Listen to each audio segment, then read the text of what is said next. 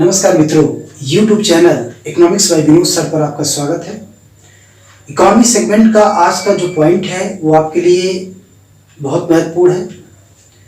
Guys, basic तौर पर जब लोग टीजीटी और पीजीटी की तैयारी करते हैं तो उनको एक बेसिक आधार चाहिए कि कहाँ से इकोनॉमिक्स को स्टार्ट करना चाहिए। तो बेसिक जो आधार है वो टीजीटी पीजीटी सेक्शंस में उसमें जो सबसे महत्वपूर्ण पार्ट आते हैं उसमें माइक्रो और माइक्रो इकोनॉमिक्स आते हैं। तो माइक्रो और माइक्रो इकोनॉमिक्स में क्या बेसिक डिफरेंसेस हैं, इसी को आधार बनाते हुए आज जो आपके सामने पॉइंट आपको मिल रहा है ये आपके लिए महत्वपूर्ण है। आपको ये जानना आवश्यक है कि आखिर माइक्रो और मैक्रो इकोनॉमिक्स में क्या डिफरेंसेस हैं।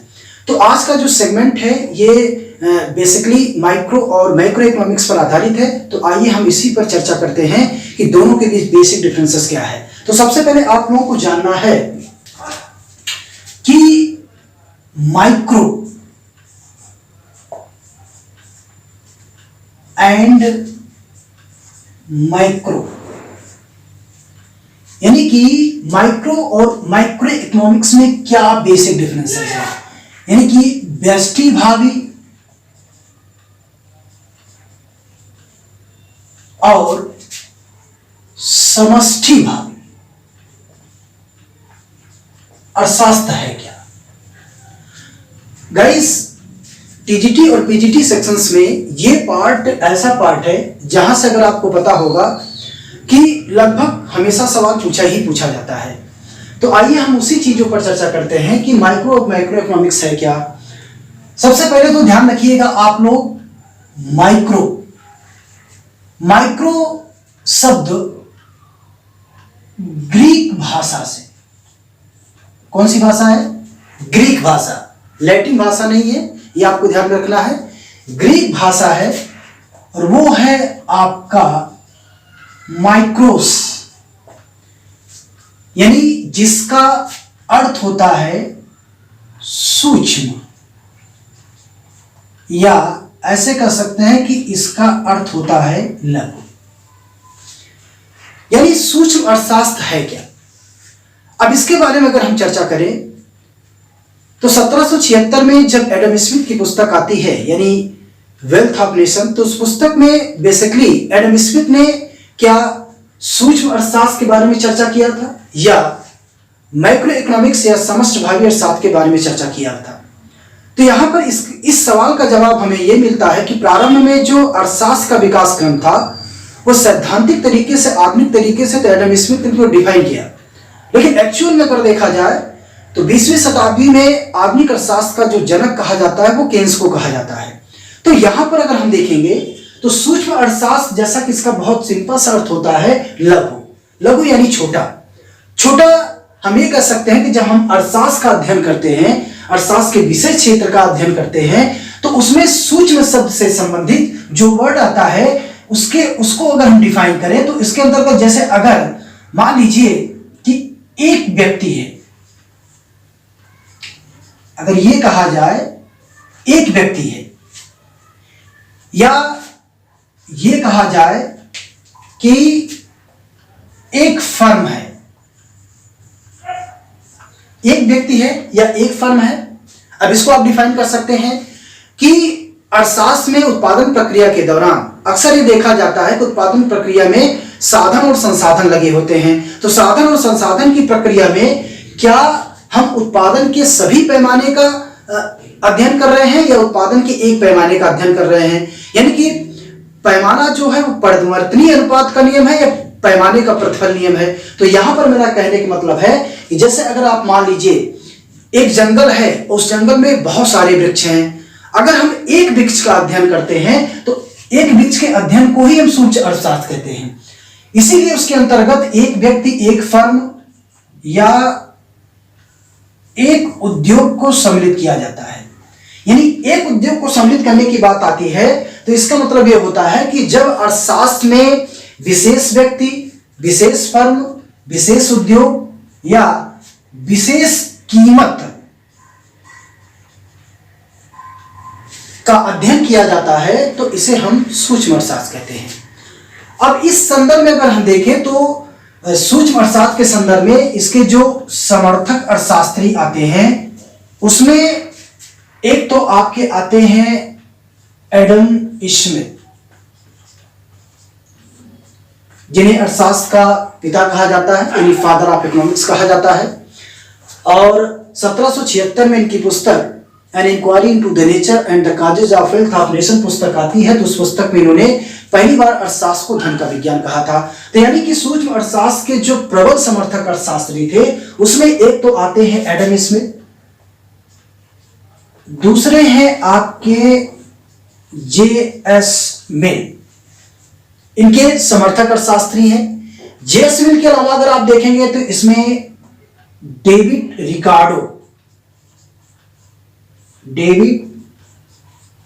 रिकार्डो, साथ ही साथ जे.बी. सेन, यानी ऐसे अर्थशास्त्री हैं जो सूक्ष्म अर्थशास्त्र के प्रबल समर्थक थे। इन्होंने सूक्ष्म अर्थशास्त्र के संदर्भ में जो विशेष व्यक्ति, विशेष फर्म, विशेष उत्पादन या विशेष उपभोक्ता के बारे में यहां पर वर्णन किया। तो यहां पर जब हम एक व्यक्ति की बात करते हैं तो इसके अंतर्गत जो विशेष सामग्री है, यानी कि जिसका हम अध्ययन करते हैं, उसके बारे में अगर आप देखेंगे तो यहां पर सूक्ष्म अर्थशास्त्र के अंतर्गत इसे हम कीमत सिद्धांत, याद रखिएगा, इसे हम लोग कीमत सिद्धांत भी कहते हैं। कीमत सिद्धांत का यहां बहुत सिंपल सा अर्थ है कि कीमत सिद्धांत का मतलब है कि जैसे इसके अंतर्गत जो मांग का सिद्धांत है,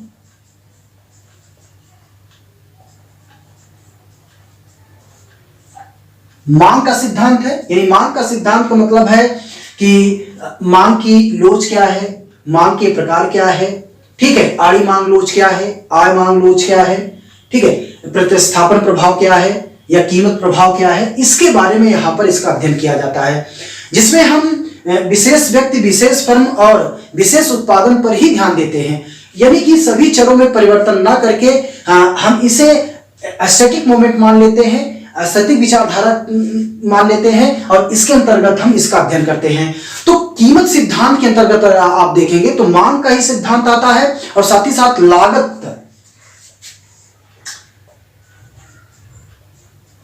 लागत फलन या लागत का सिद्धांत आता है। लागत के सिद्धांत में अगर आप देखेंगे कि जो उत्पादन फलन है उसमें उत्पादक उत्पादन फलन के दौरान जो औसत लागत है या सीमांत लागत है या कुल लागत है, इसका किस तरीके से अध्ययन किया जाता है, उसके अंतर्गत इसे रखा गया है। बाकी सिस्टम में अगर देखेंगे तो माइक्रोस, यानी कि जो कि सूक्ष्म अर्थशास्त्र की बात करता है, वो सिर्फ कीमत सिद्धांत की नहीं बात करता है, बल्कि इसके अंतर्गत लागत उत्पादन सिद्धांत की भी बात करता है। यानी कि अगर हम ये कहें कि आपका जो सूक्ष्म अर्थशास्त्र है उसे हम कीमत सिद्धांत ही नहीं बल्कि लागत उत्पादन का भी सिद्धांत कहते हैं।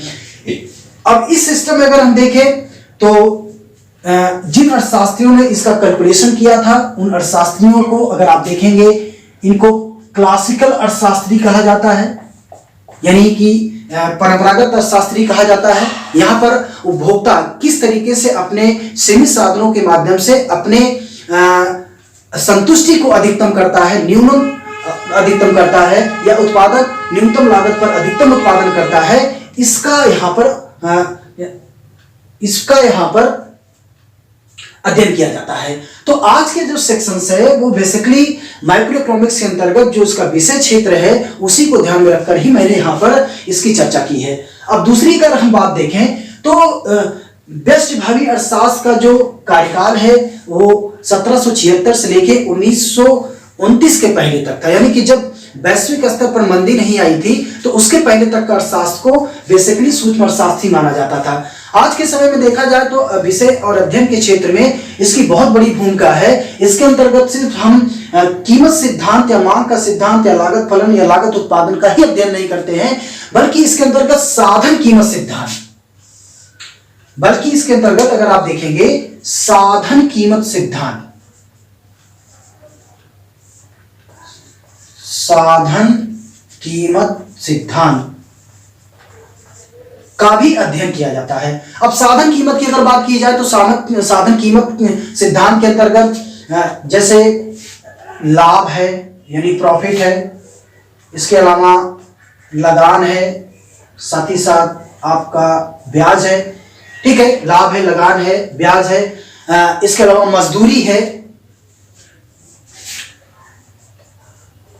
मजदूरी है, आदि का अध्ययन किया जाता है। इसीलिए इसे साधन कीमत सिद्धांत भी कहा जाता है। इसके अलावा अगर आप देखेंगे इसके अंतर्गत आर्थिक कल्याण का भी अध्ययन किया जाता है। आर्थिक कल्याण का भी अध्ययन किया जाता है, जिसमें मार्शल, पीबू, कैनन, सीटोवास्की आज जैसे अर्थशास्त्रियों ने अपना सिद्धांत दिया था। यानी कि सूक्ष्म अर्थशास्त्र को अगर हम देखा जाए तो इसके अंतर्गत जो भी विषय क्षेत्र आता है आज के आधार पर, यानी कि आज की जो मेरी परिभाषा है यानी जो मेरा सेक्शन है इसके आधार पे देखें तो सूक्ष्म अर्थशास्त्र यानी कि स्थैतिक विचारधारा को डिफाइन करता है, ना कि प्रवर्गी विचारधारा को। हाँ, एक समय में कुछ क्षणों को स्थिर मानकर और कुछ क्षणों में परिवर्तन करके हम इसका अध्ययन करते हैं, इसीलिए इसको स्थैतिक अर्थशास्त्र भी कहा जाता है। और स्थैतिक अर्थशास्त्र को किस तरीके से डायनामिक बनाया गया उसके संदर्भ में अगर हम देखें तो यहां पर व्यष्टिभावी और समष्टिभावी अर्थशास्त्र शब्द का जो सबसे पहले प्रयोग किया था उसका प्रयोग किया था रैगनर आपके फ्रिस ने। यानी रैगनर फ्रिस ऐसे पहले अर्थशास्त्री थे जिन्होंने व्यष्टिभावी और समष्टिभावी अर्थशास्त्र शब्द का प्रयोग किया। लेकिन अगर हम देखेंगे स्थैतिक अर्थशास्त्र और डायनामिक अर्थशास्त्र में जो परिवर्तन किया था वो बेसिकली सैमुअलसन ने किया था। तो यहां पर ग्रीक भाषा से माइक्रो शब्द को लिया गया और आगे चलकर अगर हम देखेंगे तो 1928-29 में जब वैश्विक स्तर पर मंदी आई तो इस मंदी के बाद अगर आप देखेंगे तो 1936 में जब कीन्स की पुस्तक general theory of employment interest and money आती है तो इस पुस्तक के बाद अर्थशास्त्र की जो विचारधारा थी वो बिल्कुल बदल गई। और इसलिए अर्थशास्त्र के अध्ययन क्षेत्र में सिर्फ व्यष्टिभावी अर्थशास्त्र नहीं बल्कि अगर आप देखेंगे तो यहां पर समष्टिभावी अर्थशास्त्र का भी अध्ययन किया जाने लगा है। अब समष्टिभावी अर्थशास्त्र की अगर हम चर्चा करें तो समष्टिभावी अर्थशास्त्र भी ये ग्रीक भाषा, ध्यान रखना है, जैसे मैंने कहा कि माइक्रो शब्द यानी ग्रीक भाषा, माइक्रो शब्द जो कि जिसका अर्थ सूक्ष्म है, ठीक उसी तरीके से ग्रीक भाषा माइक्रोस से निकला है और जिसका अष्ट होता है व्यापक या बृहद। यानी समष्टिभावी अर्थशास्त्र के अंतर्गत हम चर्चा करते हैं कि अर्थशास्त्र का जो विषय क्षेत्र है वो किसी एक व्यक्ति तक, एक फर्म तक, एक उद्योग तक या साधन कीमत तक ही सीमित नहीं है, बल्कि अगर हम समग्र मांग की बात करें, समग्र पूर्ति की बात करें, कुल रोजगार की बात करें, कुल बचत की बात करें, कुल उपभोग की बात करें, मुद्रास्फीति या व्यापार चक्र की बात करें, गरीबी तथा बेरोजगारी की बात करें या मौद्रिक तथा राजकोषीय नीति की बात करें, राजस्व की बात करें, तो बेसिकली इसे हम माइक्रो इकोनॉमिक्स या इसे समष्टिभावी अर्थशास्त्र कहते हैं। यानी इसके अंतर्गत जैसे मैंने आपको उदाहरण दिया कि जंगल में सिर्फ एक वृक्ष का नहीं बल्कि हम अगर सभी वृक्षों का वर्णन करें, हम सभी वृक्षों का अध्ययन करें तो उसी को हम लोग कहते हैं क्या कहते हैं, माइक्रो इकोनॉमिक, या इसे हम लोग कहते हैं बृहद या व्यष्टिभावी अर्थशास्त्र। अब इसके अध्ययन क्षेत्र को अगर हम देखें तो इसमें तो अध्ययन क्षेत्र इसका बिल्कुल अलग है, यानी माइक्रो इकोनॉमिक्स की अपेक्षा इसका जो अध्ययन क्षेत्र है वो बिल्कुल अलग है। यहां पर अगर आप देखेंगे तो इसी अंतर्गत यानी माइक्रो इकोनॉमिक्स के अंतर्गत एक तो आता है आपका रोजगार का सिद्धांत। इसके अंतर्गत किसको सम्मिलित किया गया है, यानी कीन्स के रोजगार के सिद्धांत को सम्मिलित किया गया है, जिसके अंतर्गत उपभोग का सिद्धांत यानी दो चीजें सम्मिलित की गई हैं, उपभोग का सिद्धांत और दूसरा है आपका विनियोग का सिद्धांत। यानी मैंने आपसे कहा कि माइक्रो इकोनॉमिक्स के अंतर्गत रोजगार के सिद्धांत को सम्मिलित किया गया है, इसीलिए समष्टिभावी अर्थशास्त्र को रोजगार का सिद्धांत भी कहते हैं या रोजगार का अर्थशास्त्र भी कहते हैं। इसके अंतर्गत जैसा मैंने आपको बताया कि उपभोग का सिद्धांत और विनियोग का सिद्धांत किस तरीके से आय में परिवर्तन या विनियोग में परिवर्तन किस तरीके से अर्थशास्त्र के सिद्धांत को निर्धारित करता है, यहां पर इसकी चर्चा करती है। यानी कि अगर एक व्यक्ति उपभोग करता है तो वहां पर माइक्रो इकोनॉमिक्स की बात करेंगे, अगर सभी व्यक्ति उपभोग करते हैं तो हम माइक्रो इकोनॉमिक्स की बात करेंगे। अगर यहां पर हम एक व्यक्ति, एक फर्म, एक उद्योग में निवेश की बात करते हैं तो हम उसे माइक्रो इकोनॉमिक्स, जबकि यहां पर सभी व्यक्तियों और सभी फर्मों या कुल बचत, कुल लाभ, कुल मांग या कुल उद्योग की बात करते हैं तो यहां पर हम माइक्रो इकोनॉमिक्स की बात करते हैं, अर्थात हम समष्टिभावी अर्थशास्त्र की बात करते हैं। अध्ययन विषय के क्षेत्र में अगर आप देखेंगे तो इसके अंतर्गत सामान्य कीमत सिद्धांत या जैसे मैंने आपसे बताया कि मुद्रास्फीति के सिद्धांत को भी सम्मिलित किया गया है। अब मुद्रास्फीति सिद्धांत में व्यापार चक्र यानी हिक्स का, हेयक का, हार्ट्रे का व्यापार चक्र का सिद्धांत क्या है उसके बारे में चर्चा है। इसके अलावा वितरण के सिद्धांत के बारे में भी यहाँ पर चर्चा किया जाता है और उसके आर्थिक विश्लेषण के बारे में चर्चा किया जाता है।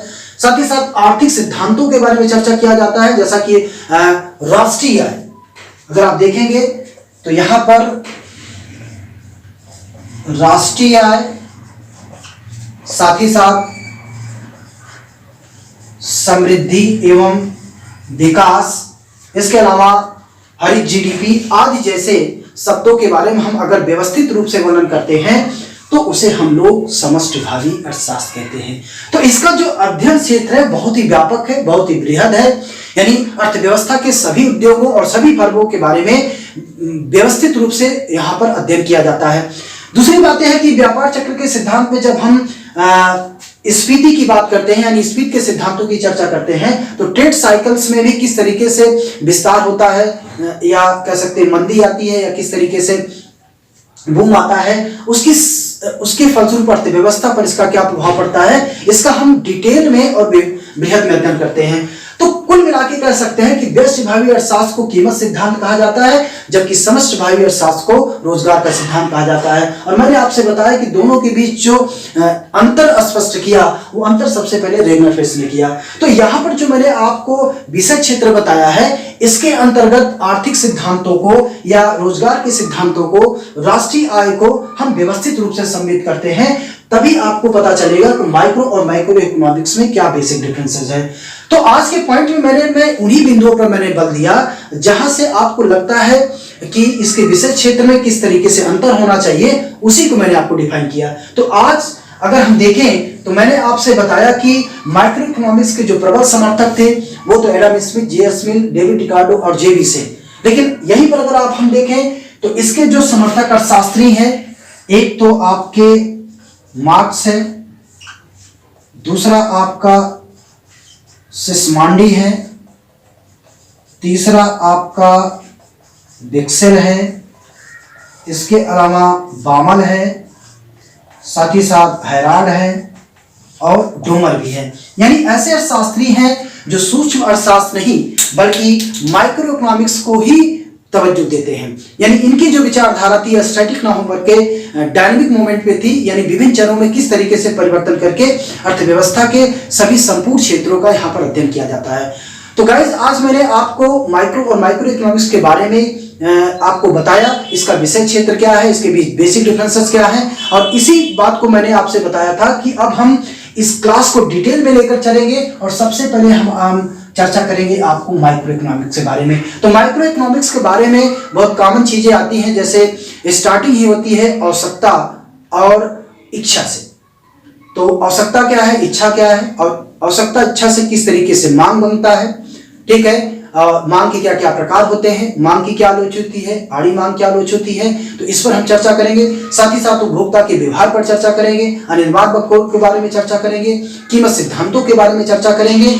डिटेल में आपको क्लास में मिलेगी। ये आपको फुल फंक्शन हमारे पेड क्लासेस में अवेलेबल है।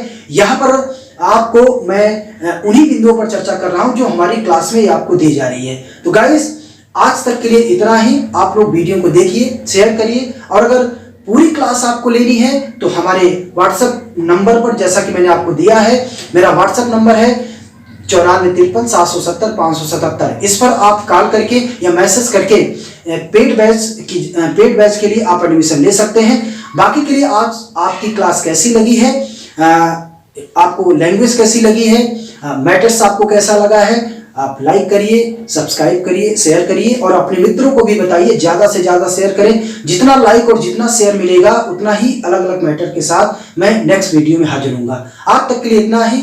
ओके, थैंक यू, धन्यवाद।